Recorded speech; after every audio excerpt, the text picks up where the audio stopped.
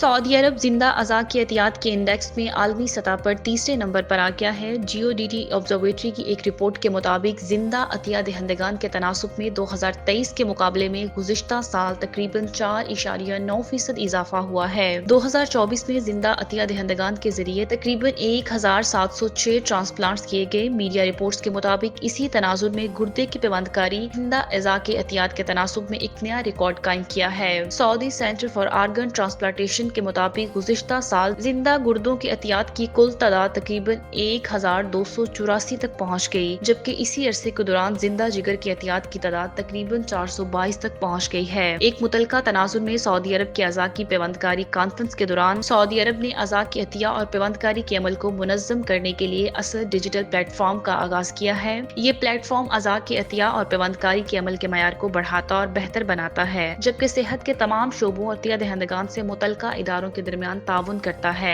ये फायदा उठाने वालों के लिए जामिया देखभाल को भी यकीनी बनाता है और सेहत के वसाइल के इस्तेमाल को बेहतर बनाता है। जामिया निगहदाश्त फराहम करने और कौमी अज़ा की पेवंदकारी के प्रोग्रामों को फरोग देने के लिए वक्फ मरकज ने इंकशाफ किया है कि सऊदी अरब में मौत के बाद अज़ा अतिया करने के ख्वाहिशमंद अफराद की कुल तादाद तकरीबन 5,40,000 है। Saudi center for organ transplantation का मकसद मरीजों को इलाज के लिए बैरून मुल्क जाने की जरूरत को कम करना है। मजीद बरा आर्गन ट्रांसप्लांट सेंटर ने वजाहत की है कि पिछले साल फौतशुदा अतिया दहंदगान की जानिब से अज़ा की पेवंदकारी की तादाद में 12.3% इजाफा देखा गया है।